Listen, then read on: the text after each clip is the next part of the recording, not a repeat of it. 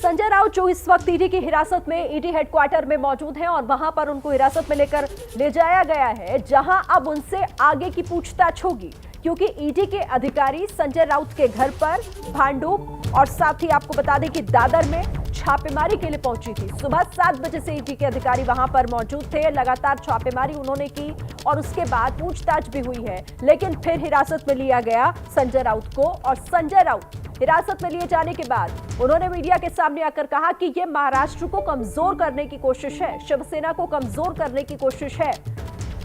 उन्होंने कहा कि ना मैं डरूंगा और ना ही झुकूंगा। संजय राउत लगातार ट्वीट भी कर रहे हैं, रिएक्शन उनकी तरफ से सामने लगातार आ रहा है। मेरे खिलाफ जिस प्रकार से झूठी कार्रवाई, झूठे कागज, झूठे एविडेंस लोगों को मार मार कर पीट कर बनाए जा रहे हैं, ये सिर्फ महाराष्ट्र को कमजोर करने के लिए, शिवसेना को कमजोर करने के लिए। लेकिन शिवसेना कमजोर नहीं होगी, महाराष्ट्र कमजोर नहीं होगा। दूसरी बात, संजय राउत झुकेगा नहीं, ना पार्टी छोड़ेगा, ना शिवसेना छोड़ेगा। तो संजय राउत को आपने सुना, संजय राउत झुकेगा नहीं, पार्टी झुकेगी नहीं। वो लगातार इसे पार्टी को कमजोर करने, शिवसेना को कमजोर करने और महाराष्ट्र को कमजोर करने से जोड़कर ईडी की इस कार्रवाई को देख रहे हैं। हमारे संवाददाता लगातार हमारे साथ बने हुए हैं, जितेंद्र। चलिए जितेंद्र का हम रुख करेंगे, लेकिन उससे पहले आपको एक बार फिर से हम बता देते हैं कि संजय राउत ने आज क्या कहा। संजय राउत ने कहा कि दमन चक्र को बर्दाश्त नहीं करूंगा, मैं लड़ूंगा, झुकूंगा नहीं किसी भी तरह से। महाराष्ट्र इतना कमजोर नहीं है, शिवसेना को कमजोर करने की कोशिश की जा रही है। मेरे खिलाफ झूठे दस्तावेज हैं, मेरे खिलाफ जिस तरह से ये जांच की जा रही है ये पूरी तरह से झूठी है। और इसीलिए उन्होंने आज एक नई बात का भी जिक्र किया। उन्होंने कहा कि बीजेपी के 2 नेता उनके संपर्क में थे जो उन पर महाराष्ट्र सरकार को गिराने का दबाव बना रहे थे। ये बड़ा आरोप आज संजय राउत ने लगाया और उन्होंने ये कहा कि उन्होंने इसे लेकर वेंकैया नायडू को मिलकर उन्होंने अपनी बात रखी भी थी उनके सामने तमाम सबूतों के साथ। ये आरोप है संजय राउत की तरफ से।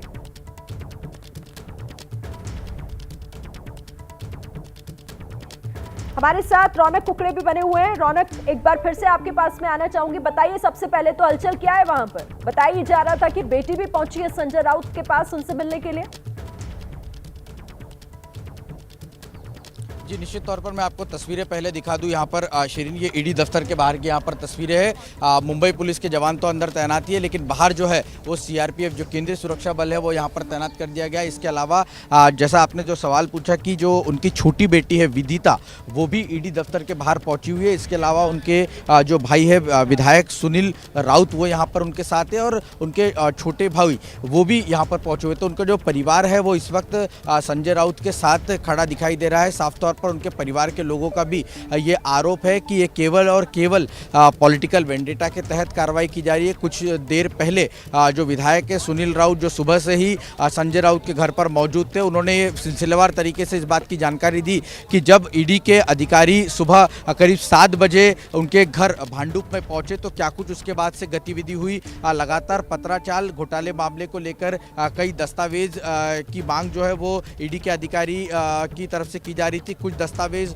उन्हें मुहैया कराए गए, जबकि कुछ दस्तावेज जो है वो ईडी के अधिकारियों को संजय राउत की तरफ से मुहैया नहीं कराए गए, चूंकि वो दस्तावेज उनके पास नहीं है। लिहाजा हर तरह के जो आरोप लगाए जा रहे थे कि वो कोऑपरेट नहीं कर रहे, सरासर गलत है। हर समय उन्होंने कोऑपरेट किया है, जब भी समझ दिया है। अभी फिलहाल पार्लियामेंट का सेशन चल रहा है, इसीलिए उन्होंने एक एग्जम्पशन मांगा था, लेकिन उनके वकील जो ईडी के दफ्तर पहुंचे हुए थे उन्होंने साफ तौर पर ईडी के अधिकारियों को बताया था कि जिस वक्त पार्लियामेंट का सेशन खत्म हो जाएगा और साफ तौर पर जब उपराष्ट्रपति का चुनाव पूरी तरीके से खत्म हो जाएगा, उसके बाद संजय राउत खुद इस ईडी दफ्तर आकर अपना बयान जो है वो यहाँ पर दर्ज कराने के तैयार है। लेकिन आज सुबह तड़के जिस तरह से लगातार ईडी की टीम बड़े ऑफिसर्स के साथ उनके घर पर पहुंचती है और तमाम डॉक्यूमेंट्स खंगाले जाते हैं, उनका अब जो है स्टेटमेंट रिकॉर्ड करने के लिए उनको दफ्तर पर लाया गया है यहाँ पर ईडी के। जी ठीक है रौनक, आप मेरे साथ रहेगा। जितेंद्र भी मेरे साथ जुड़े हुए हैं। जितेंद्र, क्योंकि इस पूरे मामले में ये बात शुरुआत से कही जाती रही और आज भी जब मीडिया के सामने आए तो संजय राउत ने यही कहा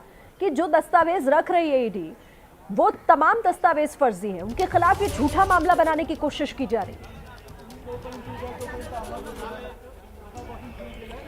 जी हाँ, बिल्कुल संजय राउत का यही डिफेंस है कि उनके खिलाफ झूठा मामला बनाया जा रहा है और उन्होंने अपने खिलाफ कार्रवाई को शिवसेना को कमजोर करने की कोशिश के तहत उन्होंने पेश किया है। और उनका यह कहना है कि यह कार्रवाई उनके खिलाफ इसलिए हो रही है क्योंकि वो शिवसेना के नेता हैं और शिवसेना को डैमेज करना है बीजेपी को, इसलिए केंद्रीय एजेंसियों का इस्तेमाल करके ऐसा किया जा रहा है। दूसरी बात जो मैं आपको बताना चाहता हूं कि बीते 6 सालों में इस ईडी दफ्तर में मैंने देखा है कि 4 महाराष्ट्र के बड़े राजनेता यहां पर लाए गए हैं बतौर आरोपी। पहले छगन भुजबल लाए गए थे 2016 में, उसके बाद में 2020 में अनिल देशमुख, उसके बाद नवाब मलिक की गिरफ्तारी हुई और अब संजय राउत। लेकिन संजय राउत की गिरफ्तारी में मैं एक फर्क देख रहा हूं शिरीन, वो यह है कि इनके साथ में ईडी अधिकारी काफी नरमी बरत रहे हैं, इनको काफी सारी छूट दी जा रही है। आमतौर पर ईडी भले ही कोई भी राजनेता हो तो उसको इतनी ज्यादा रियायतें नहीं देती है, लेकिन हमने देखा कि जब ये घर से निकले तो उस वक्त भी इनको इनकी अपनी कार में यहां आने का मौका दिया गया। वो वहां पर कार्यकर्ताओं को उन्होंने वेव किया, कार्यकर्ताओं के साथ में इंटरेक्शन किया। जब वे यहां पर आए, ईडी दफ्तर पर आए, तो यहां पर भी हमने देखा कि ईडी अधिकारियों ने उन्हें यहां पर मीडिया से बात करने की इजाजत दी और एक बार नहीं बार बार 2 से 3 बार उन्होंने मीडिया कर्मियों की तरफ वो गए, वहां पर उन्होंने बातचीत की, बार बार उन्होंने बाइट्स दिए, हिंदी में बाइट्स दिए, मराठी में बाइट्स दिए और उसके बाद में उन्हें अंदर ले जाया गया। ये काफी, जब यहां पर पहुंचने के बाद भी करीब 15 से 20 मिनट वो ईडी दफ्तर के बाहर की इस सड़क पर मौजूद थे, यहां वहां वो घूम घूम कर बाइट दे रहे थे और यहां पर उन्होंने विक्ट्री का निशान भी दिखाया और ये भी कहा कि हम जो है आखिर तक लड़ेंगे और ये शिवसेना को तोड़ने की कोशिश है। ये बार बार वे कह रहे थे कि ये महाराष्ट्र को तोड़ने की कोशिश है, शिवसेना को तोड़ने की कोशिश है। तो इस लड़ाई को, इस कानूनी कार्रवाई को संजय राउत जो है ये बताकर पेश कर रहे हैं कि ये शिवसेना के खिलाफ साजिश के तहत उनको गिरफ्तार किया गया है, उनको हिरासत में लिया गया है, जो भी ये कार्रवाई हो रही है। अब मैं आपको बता दूं कि आगे इस मामले में क्या कुछ हो सकता है। आगे या तो आज शाम को या फिर कल के दिन जो है इन्हें मेडिकल के लिए अस्पताल ले जाया जा सकता है। आमतौर पर ईडी अपने आरोपियों को जे अस्पताल ले जाती है मेडिकल के लिए और उसके बाद कल दोपहर तक यहीं पे पास में सेशंस कोर्ट के प्रेमाइसेस में पीएमएलए कोर्ट है, ईडी का कोर्ट है, वहां पर उन्हें पेश किया जा सकता है, जहां पर ईडी के अधिकारी उनकी रिमांड मांगेंगे। ये हैं शर्मा जी, जो रात का खाना और देश दुनिया की सुर्खियां दोनों लेते हैं सुमित अवस्थी के साथ। अब ये हैं इनके पड़ोसी बैनर्जी साहब। मिष्टी दोई खाते खाते पूरा बंगाल जान लेते हैं सुमन दे के साथ। इनकी तरह आप भी देखें अपने फेवरेट न्यूज एंकर को एक ही ऐप पर और डाउनलोड कीजिए एबीपी लाइव ऐप अपने स्मार्ट टीवी पर।